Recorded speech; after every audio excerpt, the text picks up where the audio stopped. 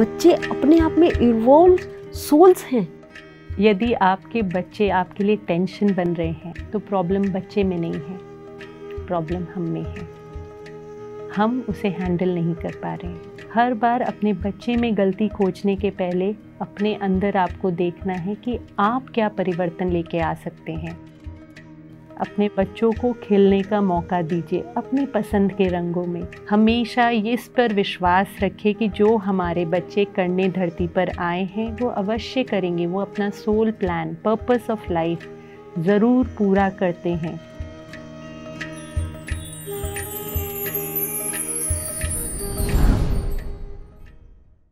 Hello friends, नमस्ते PMC के एक नए एपिसोड में आप सबका बहुत बहुत स्वागत है। फ्रेंड्स, आज एक नए एपिसोड में नए मास्टर के साथ मैं विभा गुप्ता आप सबका स्वागत करती हूँ। आइए, इस जो मास्टर आज हमारे साथ हैं उनका नाम है राधिका अग्रवाल जी।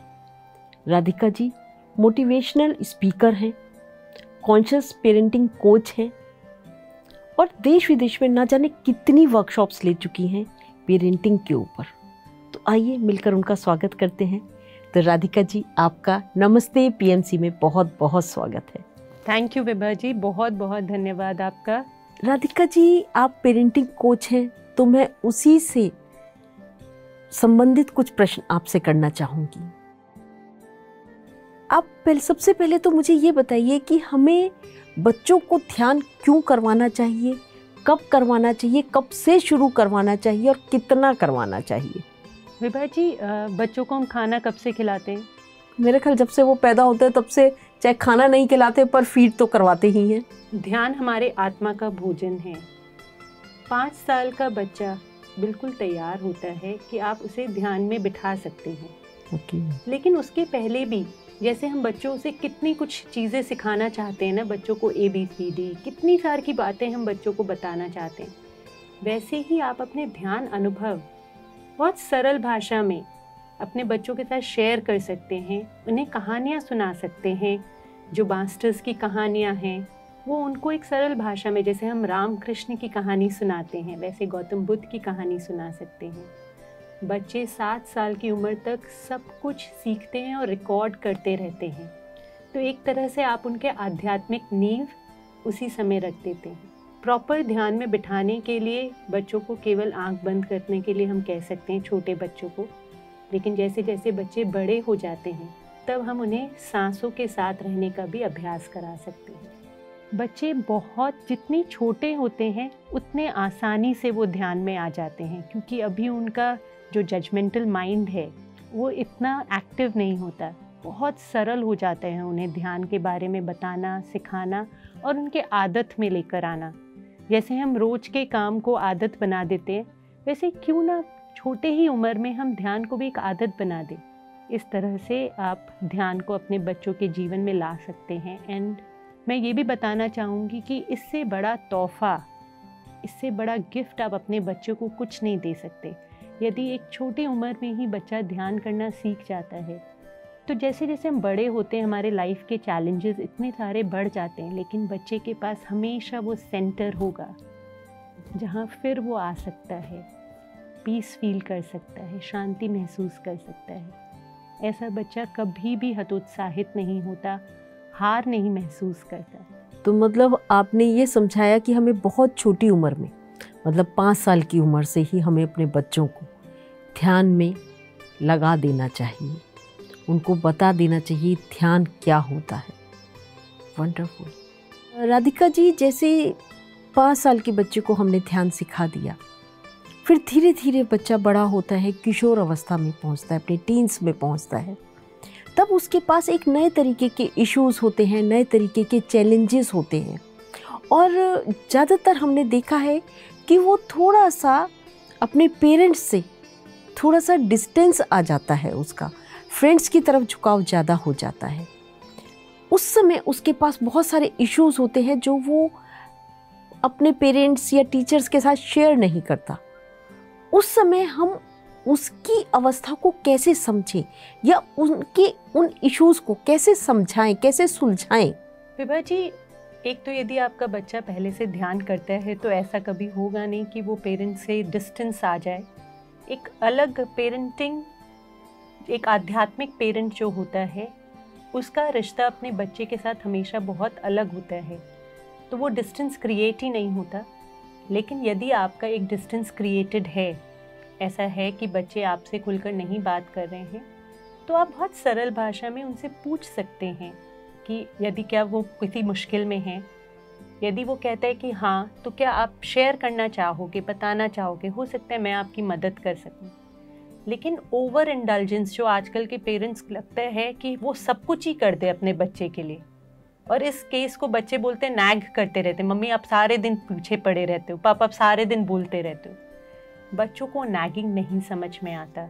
जब वो देखेंगे कि आप अपनी परेशानियों को कितने आसानी से सॉल्व करते रहते हैं, तो बच्चे अपने आप आपके पास अट्रैक्ट हो जाएंगे। तो इसलिए बहुत ज़्यादा पीछे पड़ने की आवश्यकता नहीं होती बच्चों के। आपको उन्हें ये स्पेस देना चाहिए एक बार पूछने के बाद कि वो खुद आकर्षित हो। खुद वो जब आपके पास आएंगे तो आपके एडवाइस के, आपके बातों को वो समझेंगे, अपनाएंगे। और बाकी आपको ये ट्रस्ट रखना चाहिए कि बच्चे निकल जाएंगे। हम क्या करते हैं, जब भी हम अपने बच्चों को किसी परेशानी में देखते हैं तो वो जितने परेशान नहीं हैं उससे ज़्यादा परेशान हम हो जाते हैं। तो एक ये ट्रस्ट आध्यात्मिकता का सबसे बड़ा उसूल है।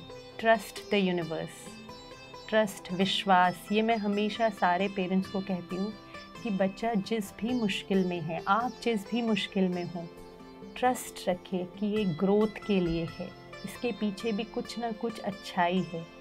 जहाँ आप इस तरह की सोच रखते हैं, कम से कम वो जो मोमेंट्री एंजाइटी जो हमारे अंदर हतोत्साहित हो जाते हैं, बहुत एंग्शियस हो जाते हैं, जिससे हमारी ऊर्जा पूरी तरह से क्षीण हो जाती है। आप सिचुएशन को हैंडल ही नहीं कर पाओगे यदि आप हमेशा एक डर में हो, अच्छा अब क्या होगा, बच्चा तो सुन ही नहीं रहा। और ये आप यदि उसी समय अपने आप को ये कहो कि नहीं कोई बात नहीं, जो भी है ये निकल जाएगा, जो सबसे अच्छा होगा वही होता है लाइफ में। आप देख रहे हैं दोनों में कितना डिफरेंस है। आपके एनर्जीज़ में चेंज आता है, बच्चे के एनर्जीज़ में चेंजेस होते हैं। इस तरह से ग्रेजुअली आप देखेंगे कि आपके और आपके बच्चे के बीच में डिस्टेंस कम हो जाएगा। बहुत सुंदर तरीके से। फ्रेंड्स, आपने जाना कैसे हमको अपने टीन्स में जो हमारे बच्चे हैं, किशोरावस्था में जो हमारे बच्चे हैं, वो जो हमारे अपने हैं, उनके साथ हमें कैसे डील करना है, कितना सॉफ्टली और कितना हार्डली, उसको बैलेंस कैसे करना है, उस रिलेशनशिप को कैसे बैलेंस करना है। तो राधिका जी, अभी आपने बताया कि 5 साल से का उम्र का बच्चा हो गया तो हमें उसे ध्यान सिखा सकते हैं। मेरे दिमाग में ये बात फिट हो गई कि 5 साल के बच्चे को मुझे ध्यान सिखाना चाहिए, 5 साल से उसे ध्यान सीख लेना चाहिए। मेरा बच्चा 5 साल से बड़ा हो गया और पूरा परिवार ध्यान कर रहा है, परंतु वह नहीं आना चाह रहा। तो अब मैं क्या करूं? मैं तो स्ट्रेस में आ गई। कैसे उसे लाऊं अब ध्यान में? विभा जी, बहुत से ऐसे अनुभव मैंने सुने हैं जहां लोग कहते हैं कि हम पूरा ध्यान करते हैं, पूरा परिवार ध्यान करते हैं, लेकिन हमारे बच्चे ध्यान नहीं करना चाहते। जब सही समय आता है, अपने आप व्यक्ति ध्यान में आ जाता है। हम लोग जितना भी बोलें, आपका काम है आप बताएं बच्चे को, लेकिन इसके लिए एक प्रेशर क्रिएट करना, नहीं तुझे बैठना ही पड़ेगा, नहीं तू बैठ, उसकी कोई भी बात के लिए हमें अपने बच्चों के पीछे नहीं पड़ना है, चाहे वो ध्यान का ही विषय क्यों ना हो। आपको बच्चों को वो स्पेस देना बहुत ज़रूरी है, तब वो हर चीज़ के प्रति आकर्षित होंगे। स्वयं जब आकर्षित होंगे तो वो उसे और लगन से करेंगे। और यदि आप प्रेशर क्रिएट करके और अपने डिसिप्लिन के साथ नहीं करना है तो वो उस चीज़ से उतना ही ज़्यादा भागेंगे। बच्चा जिस भी उम्र में है, यदि बड़ा है, टीनेज में है, आप उसे ध्यान के बारे में बता सकते हैं, अपने एक्सपीरियंसेस उसके साथ शेयर कर सकते हैं, और वो देखेगा कि जैसे एक उदाहरण मैं देती हूँ, घर पे किसी की मृत्यु हुई, एक टीनेज बच्चा है, उसे कुछ लोग कहेंगे ओहो, रोते हुए दिखेंगे, तकलीफ़ में दिखेंगे एकदम कि क्या हो गया घर में भयंकर। वही एक ध्यानी जब घर में है तो वो उसे अलग नज़रिए से देखता है। वो देखता है यात्रा चल रही है, जो भी जिनका भी स्वर्गवास है वो कहीं ना कहीं हैं, वो शारीरिक रूप से यहाँ पर नहीं है, तो ये बच्चे को बहुत हल्कापन महसूस होता है। जब आप एक आध्यात्मिक जवाब बच्चे को देते हैं, आध्यात्मिक नज़रिया देते हैं बच्चे को, जीवन में प्रॉब्लम्स वही होते हैं विभा जी, लेकिन नज़रिया अलग अलग होता है। एक फिज़िकल वर्ल्ड का नज़रिया बहुत ही सीमित, संकुचित होता है, बच्चे उसमें अपने पंख नहीं पसार सकते। लेकिन जब आप एक आध्यात्मिक जवाब, आध्यात्मिक हल देते हैं बच्चों को, तो बच्चों को बहुत फ्रीडम, बहुत जगह मिलती है। तो अपने आप अनायास ही आप देखेंगे उनका रुझान होने लगेगा ध्यान में, अपने आप आध्यात्मिकता में उनका रुझान होने लगेगा। आप उन्हें पुस्तक दे सकते हैं, अलग अलग बुक्स बता सकते हैं ध्यान के बारे में या स्पिरिचुअल एक्सपीरियंसेस के बारे में। छोटे बच्चे हैं तो उन्हें आप स्टोरी फॉर्म में बता सकते हैं, तो उन्हें पता लगेगा कि हाँ, इस फिज़िकल वर्ल्ड के बियॉन्ड भी और बहुत कुछ है जो वो अनुभव कर सकते हैं।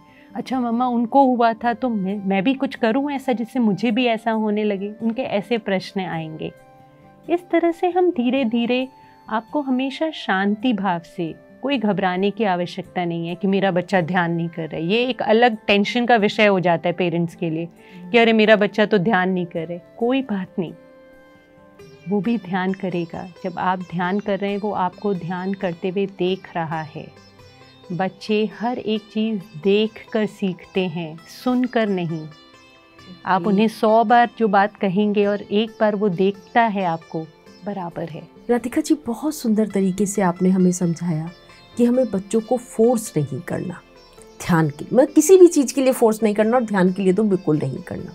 इसी से मेरे दिमाग में एक प्रश्न और आया कि पेरेंटिंग 2 तरीके की होती है, एक आध्यात्मिक होती है, एक नेचुरल जो आम तौर पर हम सबकी हुई है जिसे कहना चाहिए, तो इसमें डिफरेंस क्या है? बहुत बड़ा अंतर आ जाता है विभा जी। जैसे एक आध्यात्मिक पेरेंट जो है, वो उसके लिए अनंत है दुनिया जी, तो वो सीमित जीवन जीना नहीं सिखाता अपने बच्चों को, उसका नज़रिया सीमित नहीं है। वैसे ही उसके बच्चे का भी नज़रिया, क्योंकि हमारे बच्चे, जैसा कि मैंने कहा, सब कुछ देखते हैं, अपने आप को देखकर, आपके अनुभवों को महसूस करके वो भी अपने जीवन की एक रेखा बनाता है। बच्चा, आप देखेंगे, हम लोग बहुत बार कहते हैं ये तो एकदम अपने पापा की तरह बोलने लग गया, ये तो एकदम अपनी मम्मी की तरह बिहेव करती है जी। तो इससे हमें क्या पता लगता है? क्या माँ बाप बैठ के सिखा रहे हैं ऐसे कि ऐसे बिहेव करना है?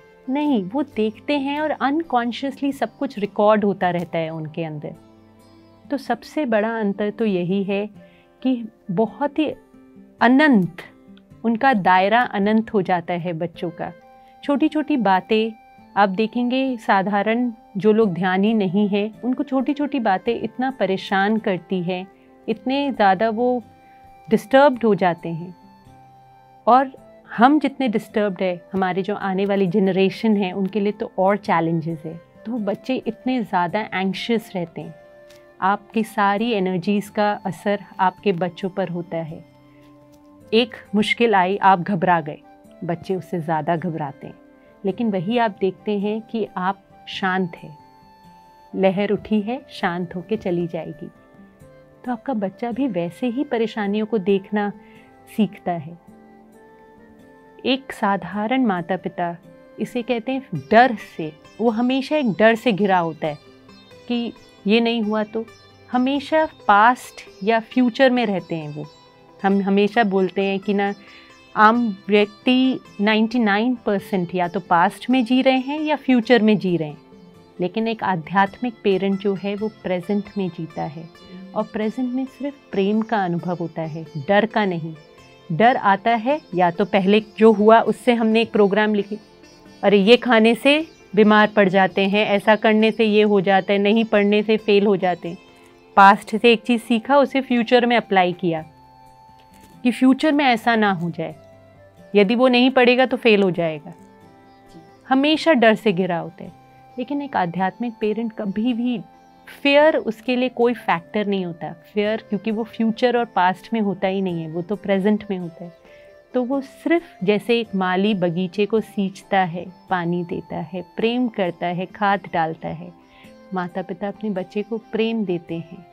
जो अच्छा होता है, जो उनके समझ के से वो अपना अच्छा से अच्छा अपने बच्चों के लिए करते हैं। लेकिन फिर उन्हें फ्यूचर की चिंता नहीं होती, तो वो डर नहीं होता उनके अंदर। नहीं हुआ तो नहीं हुआ, वो जानते हैं कि बच्चा जो भी करने आया है धरती पर, वो जो भी करने आए हैं धरती पर, वो ज़रूर होगा। हम सब एक लक्ष्य लेकर आते हैं धरती पर और उसे अवश्य पूरा करते हैं। तो बहुत बड़ा अंतर है। एक आध्यात्मिक माता पिता बच्चे को केवल बच्चे की तरह नहीं, अपनी जागीर की तरह नहीं देखता, वो बच्चे को एक पूर्ण मनुष्य, पूर्ण आत्मा की तरह देखता है, जो अपने आप में पूर्ण है। बहुत ही सुंदर, सहज और सरल शब्दों में आपने हमको समझाया कि आध्यात्मिक पेरेंटिंग और एक साधारण पेरेंटिंग में क्या डिफरेंस है। फ्रेंड्स, आप समझिए कि क्या डिफरेंस है एक आध्यात्मिक पेरेंटिंग करने में। आप अपने बच्चों को कैसे ब्रॉटअप कर सकते हैं, कैसे उनका भविष्य, उन भविष्य की तो बात ही नहीं करनी चाहिए, वर्तमान उनका कैसे सुंदर बना सकते हैं। यदि वर्तमान सुंदर होगा तो भविष्य तो अपने आप ही सुंदर होगा। भविष्य की नींव क्या है? वर्तमान, भूतकाल नहीं, वर्तमान। सब चीज़ों की नींव वर्तमान है और वर्तमान में जीना एक आध्यात्मिक पेरेंट ही सिखा सकता है। वंडरफुल, बहुत सुंदर, बहुत ही सुंदर। राधिका जी, आपने इतना सब कुछ बताया पेरेंटिंग के बारे में, तो मैं ये जानना चाहती हूँ माता पिता का अपने बच्चों के साथ कैसा रिलेशनशिप होना चाहिए। उन्हें उनसे किस हद तक कोई उम्मीद रखनी चाहिए, कोई गोल सेट करना चाहिए कि ऐसा आपको होना चाहिए, ऐसा होना चाहिए, तो वो क्या, किस तरीके से उनको अपने आप को डिफाइन करना चाहिए, कहाँ कोई बॉर्डर लाइन आएगी? विभा जी, माता पिता और बच्चे एक को ट्रैवलर, साथी की तरह, ये नहीं कि वो हमारा बच्चा है, मतलब हमसे छोटा है, उसे सारी बातें हमारी माननी होगी। हम अपना कर्तव्य निभा रहे हैं, हमें अच्छा लगता है जो, इसलिए हम बच्चों के लिए कर रहे हैं। आपने सुना होगा बहुत से माता, स्पेशली माताओं को ये बात बोलते हैं, मैंने तो अपना पूरा जीवन अपने बच्चे के लिए समर्पित कर दिया। ये इमोशनल जो ट्रॉमा हम अपने बच्चों को ना इसमें फंसा देते हैं, उनको भी फिर बहुत ज़्यादा लगता है कि ना हमें भी करना चाहिए, क्योंकि हमारे गिल्ट में रहते हैं, क्योंकि माता पिता ने इतना ज़्यादा किया। आपकी इच्छा थी, आपका ये चॉइस था, आपका ये डिसीजन था, इसीलिए आपने अपने बच्चों के लिए किया। उस डिसीजन को अपने बच्चों पर हावी नहीं होना देना चाहिए हमें कि मैंने तो तुम्हारे लिए इतना कुछ किया।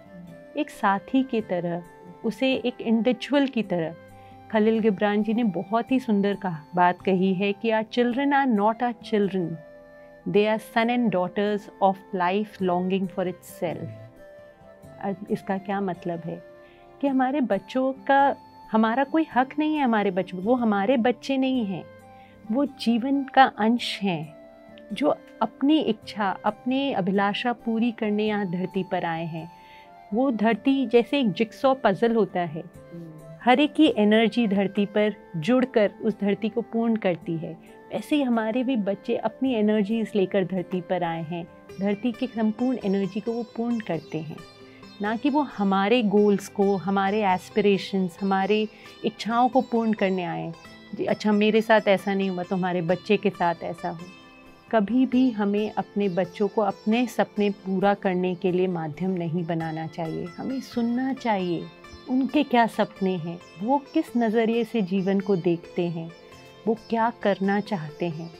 कोई काम छोटा या बड़ा नहीं होता, हम अपने नज़रिए से उसे छोटा या बड़ा बनाते हैं। तो सबसे इम्पॉर्टेंट है बच्चे का क्या नज़रिया है। और बहुत इम्पॉर्टेंट है विभा जी कि हम अपने बच्चों को सुने। हम माता पिता सिर्फ बोलते ही रहते हैं जी, बच्चों को बोलते रहते हैं, उनको सुनने का तो हमारे पास समय ही नहीं होता। वी शुड लिसन, हमें सुनना चाहिए बच्चों के अंदर क्या है, जो हमारी बातें हैं, जो हम चाहते हैं कि हमारे बच्चे सुने या समझे, उसे भी एक डिस्कशन की तौर पर हम यदि बच्चों के सामने रखें, ना कि एक रूल की तरह, नहीं तुम्हें तो ये करना ही पड़ेगा। आप देखेंगे यदि आप अपने बच्चों को ऐसे बोलेंगे कि ये इसलिए करना चाहिए, कोई भी हर एक बात के लिए यदि आप रीज़न दे सके अपने बच्चों को, क्यों आपको लगता है कि उन्हें ध्यान करना चाहिए, क्यों आपको लगता है उनको किताबें पढ़नी चाहिए, क्यों आपको लगता है कि उन्हें स्कूल की स्टडीज़ करनी चाहिए या उन्हें सोशल सर्विस करना चाहिए, जो भी आपके एस्पिरेशन, जो भी आपको लगता है वो बच्चों के ऊपर इम्पोज ना करके यदि हम बच्चों को रीज़न बताएं क्यों, और फिर उनके रीज़न सुने, हो सकता है उनका खुद का पॉइंट ऑफ व्यू हो। आप चाहते हैं कि वो सोशल सर्विस करे या आप चाहते हैं वो बुक पढ़े, लेकिन उसका मन ही नहीं लगता, तो उसे ये स्पेस देना चाहिए कि यदि वो आकर आपको बोलता है कि नहीं मम्मा मेरा मन नहीं लगता, तो उसे ये डर नहीं लगेगा कि अच्छा मैं मम्मी को तो बोलूँगा तो मम्मी तो गुस्सा ही हो जाएगी, तुम्हारा कुछ नहीं हो सकता अब लाइफ में, अब तुम ये ही नहीं कर सकते। नहीं, विशेषकर हम अपने बच्चों के साथ जिन शब्दों का प्रयोग करते हैं, तुमसे इतना भी नहीं होता, तुम कभी कुछ नहीं कर पाओगे जीवन में, आप सुनेंगे, ये तो बहुत सबसे कॉमन स्टेटमेंट है, हर बच्चे ने सुना होगा अपने। इसका क्या प्रभाव पड़ता है, ये छोटी छोटी बातें, मैंने जैसे कहा कि बच्चे सब कुछ रिकॉर्ड कर रहे हैं, सब कुछ उनके सबकॉन्शियस माइंड में जमा हो रहा है, और फिर वही वो अपने आप को किस नज़रिए से देखते हैं वो नज़रिया बन जाता है, उनका कॉन्फिडेंस ब्रेक हो जाता है। आपको उनका कॉन्फिडेंस बनना चाहिए, एक माता पिता को वो कॉन्फिडेंस होना चाहिए, तुम जो भी कर रहे हो बिल्कुल सही है। यदि वो हार है तो उसे ये विश्वास दिलाना चाहिए कि कोई बात नहीं, फिर आगे बढ़ सकते हैं, कभी वो हारने से नहीं डरेगा फिर। और वही यदि आप घबरा जाते हो, अरे वो हार गया, जीत और हार तो जीवन के दो पहलू हैं, ये सब चलते रहते। तो माँ बाप का रिश्ता इतना ओपन होना चाहिए।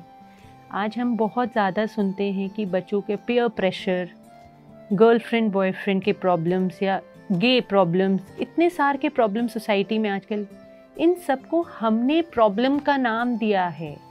और ये सारे प्रॉब्लम्स इसीलिए हैं क्योंकि बच्चों को वो प्रेम घर पर नहीं मिला, वो ओपननेस वो तलाश करते हैं कि कोई उनसे बात करे। उन्हें पीयर एक्सेप्टेंस, फ्रेंड से एक्सेप्टेंस क्यों चाहिए? क्योंकि घर पे उन्हें एक्सेप्टेंस नहीं मिला। उन्होंने कोई गलती की तो कुछ लायक ही नहीं है तुम तो अब वो पेयर जो उसे लायक समझते हैं वो तो बहुत ही इम्पोर्टेंट हो गए ना बच्चों के लिए, कि भैया वो मुझे पसंद करते हैं, कम से कम वो भी मेरे से दूर ना हो जाए। तो ये सब सबकॉन्शियस प्रोग्राम्स है जिससे बच्चे घिर जाते हैं, जिसके कारण उनके ऊपर पेयर प्रेशर पड़ता है, जिसके कारण वो बाहर प्रेम खोजने जाते हैं और बहुत छोटी छोटी उम्र में ड्रग्स की आदतें पड़ जाती है। क्यों पड़ जाती है? क्योंकि वो जानते ही नहीं है हमेशा आनंदित रहना। वो छोटी गलतियां करते हैं और उसमें हम इतनी बड़ी बड़ी कितना बड़ा हो गया, कितना बड़ा स्टेटमेंट दे देते हैं ना। स्टेटमेंट हमारा, गलती छोटी है, स्टेटमेंट हमारा बहुत बड़ा है। कोई रिपोर्ट कार्ड से आप अपने बच्चे को जज करते हो कि उसके रिपोर्ट में क्या लिखा है।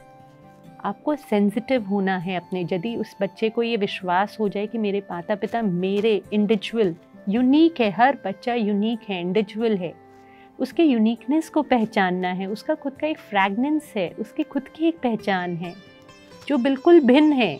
कोई भी दो व्यक्ति एक जैसा नहीं है, उस विभिन्नता को रिस्पेक्ट करना है, बहुत ज़्यादा ज़रूरी है ये। तुम जो हो बहुत अच्छे हो, तुम जैसे भी हो बहुत अच्छे हो, जो भी तुम करते हो तुम ज़रूर उन्नति पाओगे, तुम खुश हो। मैं हमेशा ये बात बताना चाहती हूँ कि कोई भी बच्चा गलत नहीं है, आदतें आपके हिसाब से गलत हो सकती है जिसको माता पिता एक सही रास्ता दिखा के बदल सकते हैं, एक सही एग्जाम्पल बन के, एक सही उदाहरण बन के। आप जो भी चाहते हैं आपके बच्चे सीखे, आप स्वयं उसके उदाहरण बन जाइए।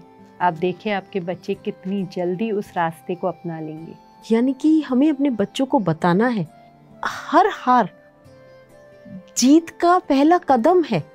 हमें ये उन्हें बताना है, हार को सदा के लिए उसके ऊपर थोप नहीं देना। यही आप बताना चाह रही। बहुत तो कई बार इन सब चीज़ों के साथ ना मुझे ऐसा महसूस होता है, बच्चे अपने आप को ये फील करते हैं कि पेरेंट्स हमारे लिए कुछ ज़्यादा पॉजेसिव हो गए हैं, हमसे बहुत ज़्यादा उम्मीदें बांध रहे हैं। बस हर वक्त मेरा बच्चा मेरे पास रहे, मेरे सामने रहे, मेरे हिसाब से कपड़े पहने, मेरे हिसाब से चले, मेरे हिसाब से स्कूल में सब्जेक्ट्स ले। वो स्ट्रीम कौन सा लेना चाहता है, ये भी मैक्सिमम जगह मैंने देखा है। अब तो शायद थोड़ा फ़र्क आ गया है, पर पहले हम लोगों के टाइम में पेरेंट्स डिसाइड किया करते थे कि आपको स्ट्रीम कौन सी लेनी है। विभा जी, आपको जो सब्जी पसंद ना हो, क्या मैं ज़बरदस्ती आपको खिला सकती हूँ वो सब्जी? आप खा लेंगी? खा भी लूँगी तो उल्टी हो जाएगी। और हम चाहते हैं कि बच्चे अपने जीवन का बड़ा बड़ा डिसीजन हमारे चॉइस के हिसाब से ले लें, क्योंकि हम माता पिता हैं, हमने पैदा किया है। ऐसा नहीं है विभा जी, हमें बिल्कुल भी उनके ऊपर कुछ भी इस कारण से, क्योंकि वो हमारे बच्चे हैं, हमने इतना कुछ उसके लिए किया है, हमने पैदा किया है, ये कोई बहुत बड़ा कारण नहीं है कि आपके बच्चे को हर एक बात आपको जो सही लगता है वही उसे सही लगे, आपको जो गलत लगता है वही उसे गलत लगे। ऐसा नहीं है। जब हम एक सब्जी तक अपने पसंद की खाना चाहते हैं तो लाइफ के डिसीजंस, तो बड़े बड़े डिसीजंस, उसे क्या बनना है, क्या करना है, वो हम उनके ऊपर इम्पोज नहीं कर सकते।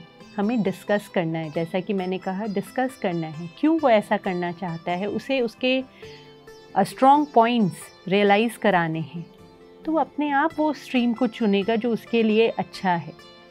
पोजेसिवनेस में कहीं ना कहीं हम उस बच्चे को दबा देते हैं, उसकी पहचान कहीं ना कहीं वो खो देता है, वो सो एंड सो का बच्चा ही बनकर रह जाता है। क्या आप चाहते हैं कि बच्चा अपनी पहचान ही नहीं जाने? ऐसे बच्चे भटकते हैं अपनी पहचान पाने के लिए, वो हमेशा एक परफॉर्मेंस प्रेशर में होते हैं, जो आजकल बहुत ज़्यादा आप देखते हैं हर एक जगह, परफॉर्मेंस प्रेशर, क्योंकि उनको अपने आप को प्रूव करने की दरकार है। उनको ये एहसास ही नहीं है कि वो संपूर्ण है। वो आज तक उनको अपने पेरेंट्स को अपने आप को प्रूव करना था, क्योंकि पेरेंट मेरा बच्चा है, तुम्हें ये तो करना ही पड़ेगा, फिर उसे सोसाइटी को प्रूव करना है। वो कभी अपने पसंद का जीवन नहीं जी सकेगा, तो वो कभी खुश नहीं रह सकेगा। जब आप अपने पसंद की सब्जी नहीं खा के खुश नहीं रहेंगे, तो वो अपने पसंद का जीवन नहीं जिएगा, तो कैसे खुश रहेगा? बहुत ही सुंदर आपने समझाया। इसमें मुझे पत्री सर का एक कोट याद आ गया। पत्री सर कहते हैं, हम बच्चे को चलना सिखा सकते हैं। हमने एक बार चलना सिखा दिया, फिर वो जिंदगी भर माँ का पल्लू पकड़कर अगर चल रहा है, दैट मीन्स कि उस बच्चे में कोई कमी है। आप फिर उसे डॉक्टर के पास लेकर जाएंगे कि वो अभी भी मेरी उंगली पकड़कर चल रहा है, तो उसे चलने दीजिए ना। जब वो चलना सीख गया, उसे छोड़ दीजिए। अब वो खुद गिरेगा, खुद संभलेगा और खुद चलना और फिर दौड़ना भी सीख जाएगा। तो ये पत्री सर की बात आपके बात से मेरे को समझ में आई कि उन्होंने ये बात बहुत प्यारे तरीके से समझाई हम लोगों को। तो वंडरफुल राधिका जी, बहुत ही सुंदर तरीके से आपने हमको बताया कि किस तरीके से हमें अपने बच्चों की पेरेंटिंग करनी है। पोजेसिव नहीं रहना, उन्हें गिरने देना है, उन्हें अपने डिसीजंस लेने देना है। उन्हें भी तो पता चले कि ऐसा डिसीजन लेने से क्या लाभ और क्या हानि है ना। वंडरफुल फ्रेंड्स, आप समझ रहे हैं हमें कैसे पेरेंटिंग करनी है, क्या आवश्यकता है। हमें केवल उनको रास्ता बताना है, उस रास्ते को पर कालीन नहीं बिछानी, उसको चलने देना है उन कंकड़ों पे, उन पत्थरों पे, उसके पैर मजबूत होंगे। राधिका जी, क्या ऐसा संभव है कि बच्चों की आत्मा और माता पिता की आत्मा में डिफरेंस हो, कि माता पिता से ज़्यादा उन्नत बच्चों की आत्मा हो? क्या ऐसा संभव है? बिल्कुल संभव है विभा जी। हमारे ग्रंथों में कितने सारे उदाहरण हैं, गौतम बुद्ध, प्रहलाद, कितने सारे ऐसे उदाहरण हैं। आप बच्चों के साथ जब रहते हैं, यदि आपको हमेशा ये, जैसा कि हमने भी पहले के प्रश्न में भी कहा कि बच्चे हमारे जागीर हैं, हमसे छोटे हैं, हम माता पिता हैं, हम बड़े हैं, ये भावना कभी नहीं रखनी चाहिए। हमारे बच्चे, हो सकता है यदि हमारा ये 100th बर्थ हो, तो हमारे बच्चों का ये 500 बर्थ हो, उसके इतने संस्कार हो सकते हैं, इतना कुछ ज्ञान उसके अंदर हो सकता है। तो ये बिल्कुल पॉसिबल है कि आपके बच्चे की आत्मा आपसे अधिक उन्नत हो। आपके इस जवाब से मैं बहुत सारे रिलेट कर पा रही हूँ। राजा जनक से विशाल सीता माँ का आत्मा थी, राजा दशरथ से ज़्यादा श्री राम की, वासुदेव से ज़्यादा श्री कृष्ण की। वाकई में बहुत सुंदर। जब हम इन प्रश्नों के उत्तर की गहराई में जाते हैं तो हमें स्वयं से ही बहुत सारे उत्तर मिलने लगते हैं। Wonderful madam. तो आप हमें फिर तो उन बच्चों से कुछ सीखना भी चाहिए अगर उनकी आत्मा उन्नत है। बिल्कुल विभा जी, आप बच्चे को जिस नज़रिए से देखते हो, जैसा कि हमने कहा पहले भी कि बच्चों को एक साथी की तरह, को ट्रैवलर्स जो इस जीवन के पथ पर आपके साथ चल रहे हैं, हमें हमेशा वही नज़रिया रखना चाहिए। तभी आप सीख सकेंगे अपने बच्चों से। आप देखेंगे कि हर मोड़ पर उनका एक नया तरीका होता है, क्योंकि उनके प्रोग्राम्स इतने नहीं होते जितने हम इतने सालों में, कितना कुछ हम अभी भी बहुत पास्ट में रहते हैं, बहुत सारे के पास्ट प्रोग्राम्स को कैरी करते हैं अपने साथ, बोझ लेकर चलते हैं और उसी के आधार पर हम अपने डिसीजंस लेते हैं। लेकिन आप देखोगे बच्चे ऐसा नहीं करते। बच्चों के अंदर बहुत कम प्रोग्राम्स होते हैं, वो समय, उस क्षण के ऊपर अपने डिसीजंस लेते हैं। छोटी छोटी चीज़ें आप देखोगे, एक छोटे से बच्चे से भी आप ये सीख सकते हो। अभी वो उदास होता है, मम्मी ने डांट दिया, पापा ने कुछ कह दिया, कुछ ही क्षण में वो खेल रहा होता है, फिर मम्मी के पल्लू के अंदर घुसा हुआ होता है। कितनी बड़ी बात है, हम अपने मूड्स में कितने देर तक अटके रह जाते हैं, पूरा पूरा दिन। बच्चे क्षण भर में भुला देते हैं। कितना आसान है उनके लिए। हर रोज़ गेम में वो हारते हैं, जीतते हैं अपने फ्रेंड्स से, और हम फिर उसी को गले में बाहें डाल लेते हैं। yes. और हम क्या करते हैं, एक हार हमसे बर्दाश्त नहीं होती। कितने दिन तक कोई हमें जोर से बोल दे, कोई हमें गलत बोल दे, तो हम वो घाव कितने सालों तक, शायद जन्मों तक भी बहुत लोग रख के लगते हैं। तभी हम कहते हैं कि पिछले जन्म के कुछ कर्मा थे। लेकिन बच्चे ऐसे नहीं करते। बच्चे अभी सुनते हैं, अभी भुला देते हैं, अभी घुल मिल जाते हैं। वो बिल्कुल पानी की तरह बह रहे हैं। जीवन जीने का तरीका वास्तव में हमें अपने बच्चों से सीखना चाहिए। ऐसे कहते हैं कि हम बच्चों को क्या सिखाएंगे, बच्चे अभी अभी वहाँ से आए हैं, अभी भी उनके, जैसे कि मैंने कहा, वो अभी भी एहसास कर सकते हैं अपने सटल बॉडी के, अपने विस्तार के। तो हम अपने बच्चों से सीखें। हमेशा यही भावना रखनी चाहिए कि हम अपने बच्चों से क्या सीख सकते हैं, किस लगन के साथ वो अपनी पढ़ाई करते हैं। घंटों वो एक काम कर सकते हैं। यदि बच्चे का मन लग जाए तो वो घंटों वो काम कर सकते हैं। क्या हम और आप कर सकते हैं? कोई थकावट नहीं, उनके अंदर ऊर्जा देखिए आप। दिन रात उछलते हैं, कूदते हैं, पल भर में सो जाते हैं। आप दिन भर ऐसे कर ले, आप क्या सो सकेंगे? दिन भर के टेंशन, दिन भर की, तब तो बहुत छोटी छोटी बातें हैं। कहीं आप देखोगे आपके बच्चे और कितने बड़े बड़े मूल्य। बच्चों से मुस्कुराना, हमें कोई चीज़ अच्छी नहीं लगती, हम तुरंत डांटने लगते हैं, गुस्से में आ जाते हैं। बच्चे ऐसा नहीं करते। कितने साधारण तरीके से वो बोल देते हैं, उन्हें क्या अच्छा नहीं लग रहा, क्या खराब लग रहा। डांटना, गुस्सा होना, तो ये सब हम अपने बच्चों को सिखाते हैं। तो बच्चे वास्तव में भगवान का स्वरूप है। जो हमने सुना है बड़े बुजुर्गों से कि बच्चे भगवान का स्वरूप होते हैं, वास्तव में बच्चे भगवान का स्वरूप हैं। उनके आप देखकर दिन रात, हम मंदिरों में पूजा करते हैं, आप अपने घर के बच्चों के साथ में रहकर उस भगवान को अनुभव कर सकते हैं। उनको गौर से देखिए, उनकी हरकतों को, छोटी छोटी चीज़ों को, जैसे हम कहते हैं नेचर से सीखो। वो कैसे सूरज रोशनी दे रहा है, बच्चे कितना बिना मोल भाव किए आपके साथ सब कुछ शेयर कर लेते हैं। कितना आसान है उनके लिए ये सब कुछ करना। जीवन जीना कितना आसान है उनके लिए। ये डिफ़िकल्ट तो हम बना देते हैं अपने जीवन को, और हम चाहते हैं बच्चे भी उसी तरह से डिफ़िकल्ट, बड़ा बड़ा प्रॉब्लम्स को बड़ी तरीके से देखें। हमें उनसे सीखना है, हमें उनसे बहुत कुछ सीखना है। आपके इस बात से मुझे जीसस का वो कोड याद आ रहा है कि मेरे किंगडम में आप एंट्री ही जब ले सकते हैं जब आप स्वयं बच्चा बन जाएंगे। तो बहुत सुंदर कि बच्चा स्वयं अपने आप में कितना महान है। वाकई में बच्चों से हमें पल में रूठना और पल में ही मान जाना, हमें बच्चों से सीखना है। कैसे अपनी जिद को मनवाना है, ये भी हमें बच्चे से सीखना है। मतलब ये अपने आप में कितना इम्पोर्टेंट है। अगर हम यूनिवर्स से जिद पे अड़ जाएं, ये संकल्प क्या है?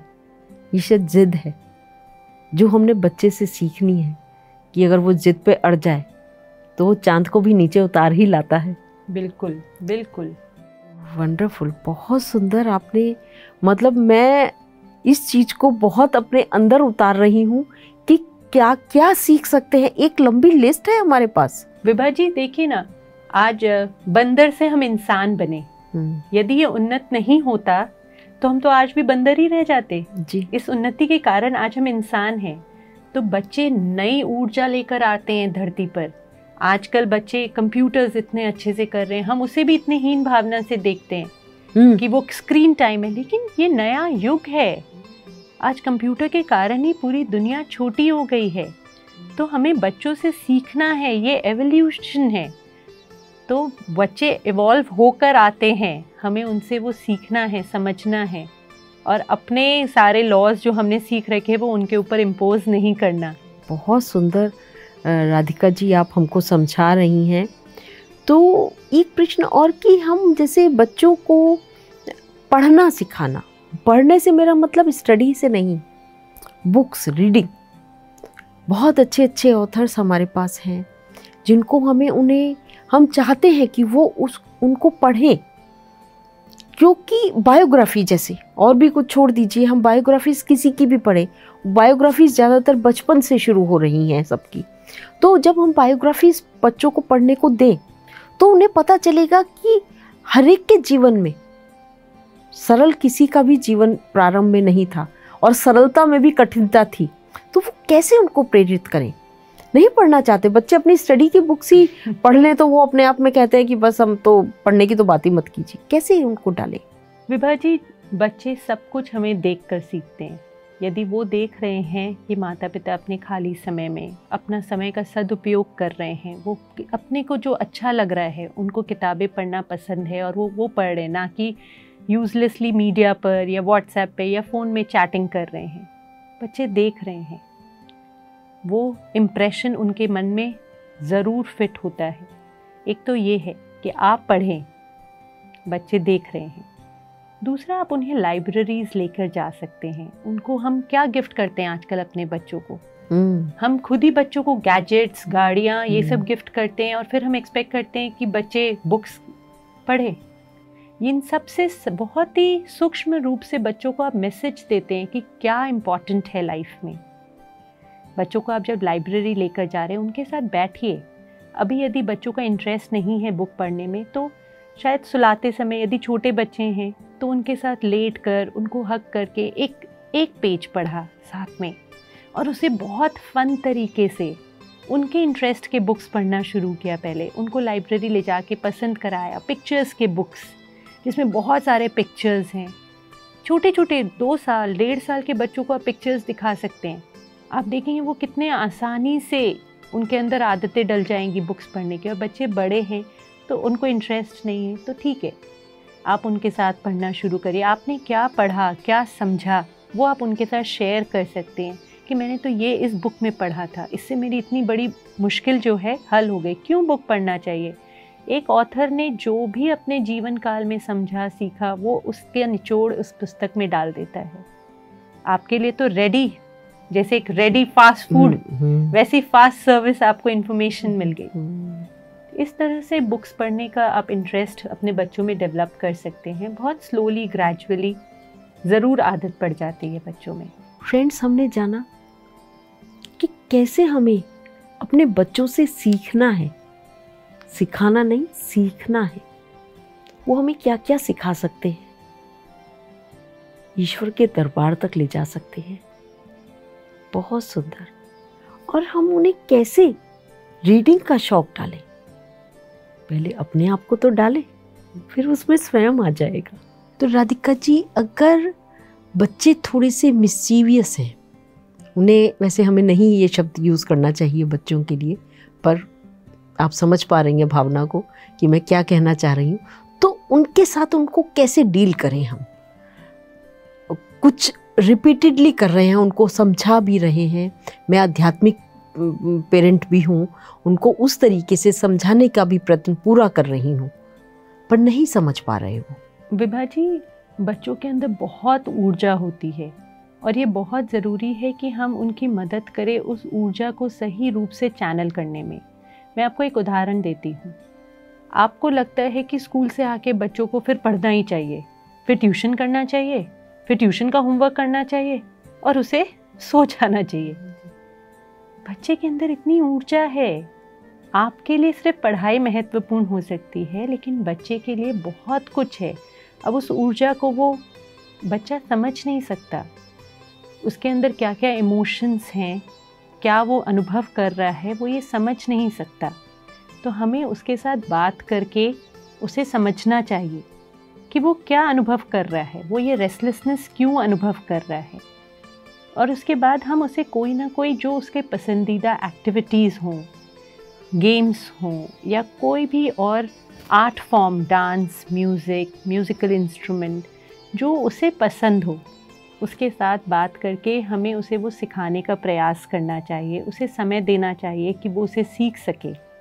भले हमें लगे कि उससे पढ़ाई थोड़ी कॉम्प्रोमाइज़ हो रही है, तो बल्कि जो होती नहीं है, क्योंकि जब बच्चा अपने पसंद का काम करना शुरू करता है तो वो अपने आप एक बैलेंस पढ़ाई में, बाकी कामों में सीख कर लेता है। और आप देखेंगे उसकी एनर्जी भी, जो वो हाइपर एक्टिव है, वो सही दिशा में चैनलाइज होती है। और प्लस उसे हम खेलने का मौका दें। आजकल वैसे भी शहरों की यदि हम बात करें तो खेलने के लिए बच्चों के पास जगह नहीं होता, लेकिन आप उनको पार्क में भेजें, दूसरे बच्चों के साथ मिलने का मौका दें।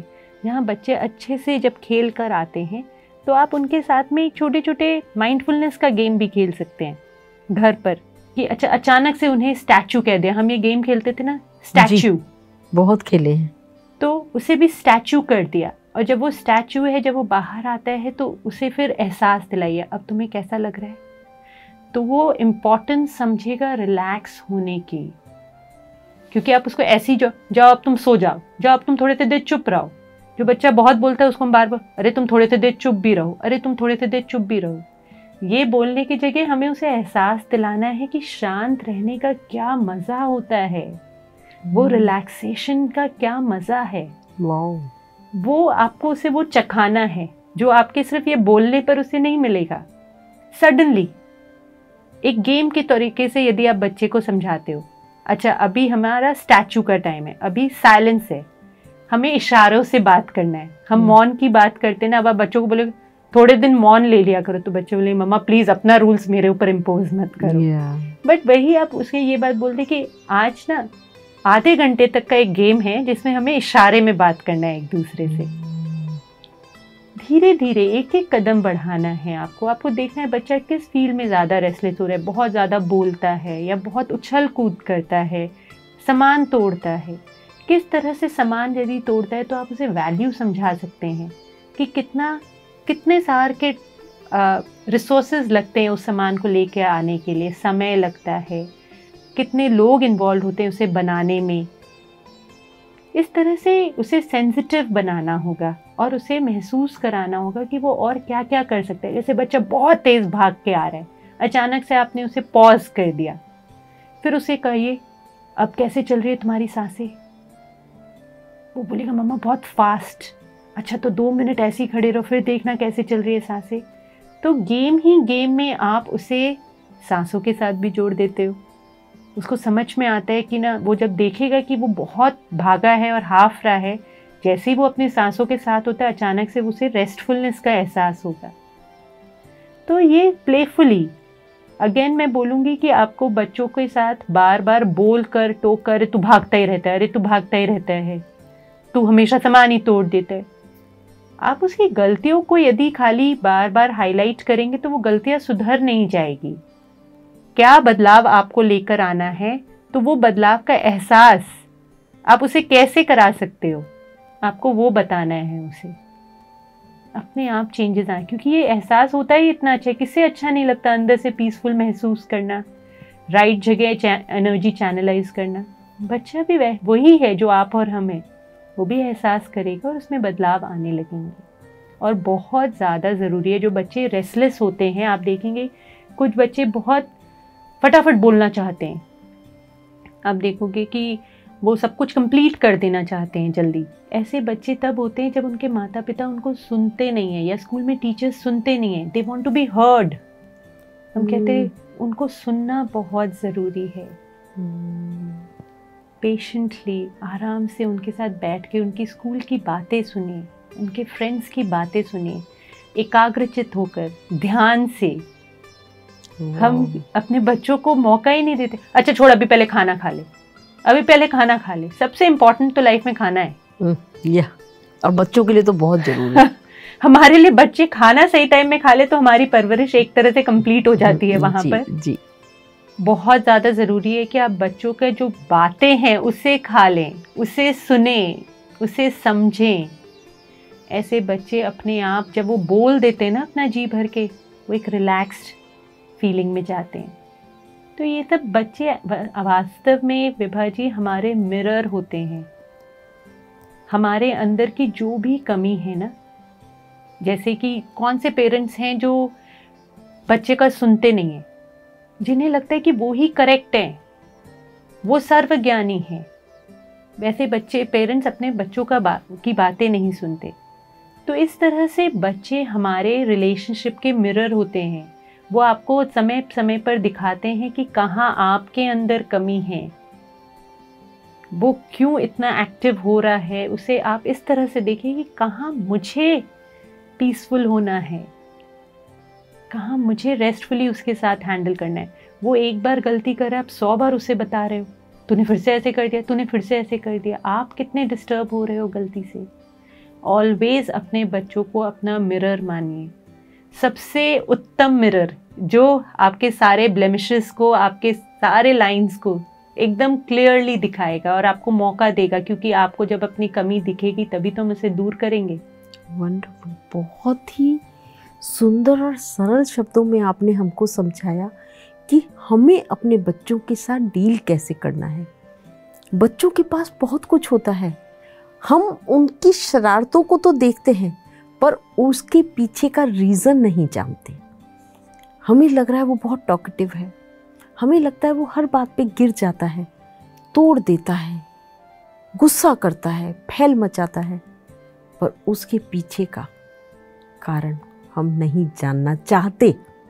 शायद उस जानना चाहने से हम डरते हैं। जो मैं समझ पाई वो डरना है।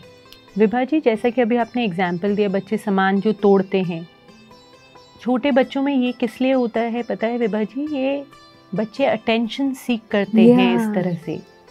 जब माता पिता पूर्ण रूप से उन्हें अटेंड नहीं कर पाते तो बच्चे कैसे, उन्हें अच्छा लगता है माँ बाप का अटेंशन, कि वो पास आ रहे हैं, वो उनको कुछ बोल रहे हैं। उनको भले ये नहीं पता कि वो अच्छा बोल रहे हैं बुरा बोल रहे हैं, अभी उनके लिए ये इम्पोर्टेंट नहीं होता। वो अंदर ही अंदर इस कमी को महसूस करते हैं और फिर वो कुछ ऐसा करते हैं जिससे माता पिता उनके पास आ जाए। वो अभी ये सब कोई प्लानिंग के साथ नहीं करते हैं कि अच्छा चलो मैं ये फोड़ूंगा तब मम्मा मेरे पास आ जाएगी। वो उनके अंदर के एनर्जीज हैं जहाँ वो फील करते हैं कमी को, और फिर उन्होंने देखा है कि हाँ यदि मैं कुछ भी तोड़ता हूँ या मैं रोता हूँ तो मम्मी पापा भाग के आ जाते हैं। अटेंशन मिला। बच्चों को अटेंड करना, बच्चों के अपने अपने प्रेम की भाषा होती है विभा जी। हर बच्चे को, आपको अपने बच्चे को क्लोजली जब आप देखेंगे तो आप पाएंगे कि उसके भी प्रेम की एक भाषा है। जैसे किसी बच्चों को चाहिए कि बहुत मम्मा पापा हग करे, किस करे। कोई बच्चे को चाहिए कि माता पिता उन्हें बहुत अप्रिशिएट करे, you are a very good child, आप हमेशा कर सकते हो। किसी बच्चे को चाहिए कि ना माता पिता उसे समय समय पर गिफ्ट ला कर दे। वो गिफ्ट ज़रूरी नहीं है कि आपको बहुत एक्सपेंसिव हो, ऐसी कोई बात नहीं है, लेकिन कुछ स्पेशल फील कराए उसे। किसी बच्चे को चाहिए माता पिता उसके काम में उसके साथ मदद करे या उसके गाइडेंस में वो काम करे। तो आपको आइडेंटिफाई करना है कि आपके बच्चे का लव लैंग्वेज क्या है, किससे वो प्रेम का अनुभव कर सकता है। यदि वो उस प्रेम को अनुभव करेगा तो ये सब बहुत छोटे प्रॉब्लम्स है विभा जी। आप देखेंगे, आप उसकी तरफ आपको वर्क ही नहीं करना है। हम क्या करते हैं, बच्चा बहुत बोल रहा है, बच्चा ओवर एक्टिव है, हम सिर्फ उसको कंट्रोल करना चाहते हैं। कंट्रोल, करेक्ट, ये सीज, कंट्रोल, करेक्ट, रिमूव, यही हम करते हैं। एक्चुअली ये नहीं करना हमें। क्या उसके अंदर की बात है, कहाँ कमी हो रही है, जो नीचे के प्रोग्राम्स हैं, अंदर के छुपे हुए प्रोग्राम्स, उसे हैंडल करना है। और आप देखेंगे सरफेस में अपने आप चेंज आ जाते हैं। बहुत ही सुंदर आपने, मैं इन सब चीज़ों को रिलेट कर पा रही हूँ। जब हमने अपने बच्चे बड़े करे, किस तरीके से करे, वाकई में हम इन चीज़ों को समझ, पर शायद हम उस समय ध्यान में तो नहीं आए थे, पर इन सब चीज़ों को, क्योंकि मैं पढ़ा करती थी, इन सब चीज़ों को तो ये समझ पाई कि बच्चों के इन सब चीज़ों के पीछे क्या है, कि वो अगर रो रहा है तो मैंने बहुत छोटे होते इन बच्चों को ये इन सब चीज़ों को नोटिस करा कि वो चाहता है कि मेरी तरफ अट्रैक्ट हो, मुझे देखो, तो उसको पता है कि मैं रोऊंगा तो देखेंगी मम्मी, और वो रोता है। विभा जी, इसकी भी प्रोग्रामिंग मैं आपको बताऊं एकदम छोटेपन से शुरू हो जाती है। जी विभा जी, आपने देखा होगा कुछ पेरेंट्स को जब बच्चे जन्म लेते हैं, बच्चों के बहुत से कारण होते हैं रोने के, लेकिन बच्चा रो रहा है ये इतनी बड़ी इशू बन जाता है। तुरंत बच्चे को हैंडल करना है, गोद में हिलाते रहना है, बच्चे को हमेशा फीड करते रहना है। वो बच्चों की प्रोग्रामिंग वहाँ से शुरू हो जाती है। उन्हें पता चल जाता है क्या करने से मेरे पेरेंट्स मेरे से अट्रैक्ट हो रहे हैं। और वही यदि पेरेंट्स पीसफुली उस समय भी उसे शांत कराने की कोशिश करे। हर एक चीज़ का समय होता है। हर बार बच्चा भूख से नहीं रोता, वो क्लोजनेस के लिए रोता है। माँ बाप इसे आइडेंटिफाई करे, वो नींद के लिए रोता है, वो मे बी टॉयलेट करता है इसीलिए रोता है। लेकिन बच्चे के रोने को, बच्चे के सामान तोड़ने को यदि आप ये रीजंस बनने देंगे उसको अटेंशन देने का, तो आप ये रॉन्ग प्रोग्राम दे रहे हैं अपने बच्चे को। आपको राइट प्रोग्राम देना है दैट मम्मा लव्स यू, पापा आपको बहुत प्यार करते हैं, मम्मा आपको बहुत प्यार करते हैं। वो अटेंशन देना है, वो कान देने हैं जो बच्चों की बातें सुनने के लिए, उनके साथ खेलने के लिए, हमेशा ज्ञान देने के लिए नहीं। आपको ज्ञान नहीं देना बच्चों को, आपको उनके साथ रहना है। बहुत अंतर है। फ्रेंड्स, आपने जाना कि हमें बच्चों को कैसे प्रोग्राम करना है, ये कोई बहुत बड़ा इशू नहीं है, पर है इसे किस तरीके से हैंडल करना है ये हम सबको आना चाहिए, क्योंकि यही बच्चे हमारा भविष्य है, हमारे देश का, हमारे समाज का, विश्व का, ब्रह्मांड का। तो राधिका जी, बहुत कुछ जाना आपसे हमने पेरेंटिंग के बारे में, कैसे हमें बच्चों की पेरेंटिंग करनी है।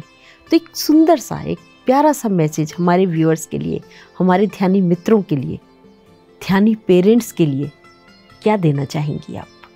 विभा जी, यदि आपके बच्चे आपके लिए टेंशन बन रहे हैं, आप कहते हैं कि ये मुझे सारे दिन टेंशन देता रहता है, तो प्रॉब्लम बच्चे में नहीं है, प्रॉब्लम हम में है। हम उसे हैंडल नहीं कर पा रहे हैं। हर बार अपने बच्चे में गलती खोजने के पहले अपने अंदर आपको देखना है कि आप क्या परिवर्तन लेके आ सकते हैं, आप क्या चेंज कर सकते हैं। हमारे बच्चे भगवान का स्वरूप है, वो हमसे अत्यधिक इवॉल्व्ड हैं, हमसे ज़्यादा उन्नत आत्माएं हैं। बच्चों के पेरेंट ना बन के साथी बनकर रहें हमेशा।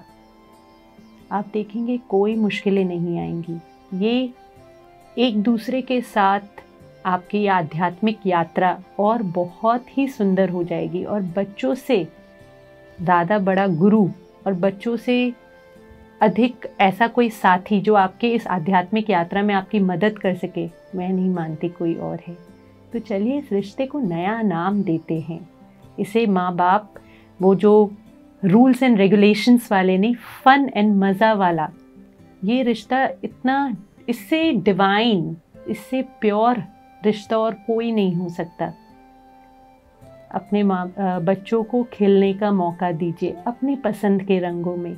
और सबसे बड़ी बात, हमेशा इस पर विश्वास रखें कि जो हमारे बच्चे करने धरती पर आए हैं वो अवश्य करेंगे। वो अपना soul plan, purpose of life ज़रूर पूरा करते हैं। भले वो आपके दिखाए हुए रास्ते से ना बढ़े, लेकिन फिर भी उस सोल प्लान को ज़रूर अचीव करेंगे। वंडरफुल, वंडरफुल, बहुत सुंदर। फ्रेंड्स, आपने जाना कितना प्यारा मैसेज अभी हमें मिला कि बच्चे अपने आप में इवॉल्व सोल्स हैं। वो जानते हैं उनका पर्पस ऑफ लाइफ क्या है, उनका सोल का डिज़ाइन क्या है। बस केवल हमें उन्हें खिलने देना है अपने आप। कितना सुंदर खिलेंगे वो, कितनी सुंदर बगिया बना देंगे इसी बगिया को जो उजड़ी हुई सी लग रही है हमें। फ्रेंड्स, अपनी बगिया को सुंदर बनाइए, उनको खिलने दीजिए अपने ही रंगों में, अपने ही रूप में। जिधर वो मुड़ना चाहते हैं मुड़ने दीजिए। देखिए तो सही उसमें क्या मज़ा है। तब हम भी मज़ा लेंगे, आप भी मज़ा लीजिए और वो बच्चे भी लेंगे। तो फ्रेंड्स, हम धन्यवाद करते हैं राधिका जी आपका बहुत बहुत। आज आपने हमें पेरेंटिंग से संबंधित बहुत सारी ज्ञान दिया। हमें पता चला कि हमें किस प्रकार उन बच्चों को बड़ा करना है जो कल का भविष्य है, किस प्रकार उन्हें खिलने देना है। तो आपका बहुत बहुत धन्यवाद इतनी प्यारी ज्ञान की वर्षा करने के लिए हमारे ऊपर। धन्यवाद धन्यवाद धन्यवाद। बहुत बहुत धन्यवाद आपका विभा जी, बहुत धन्यवाद। Thank you viewers. हम अगले एपिसोड में नए प्रश्नों के साथ, नए जवाबों के साथ फिर मिलेंगे। तब तक बने रहिएगा हमारे साथ PMC हिंदी में। नमस्कार।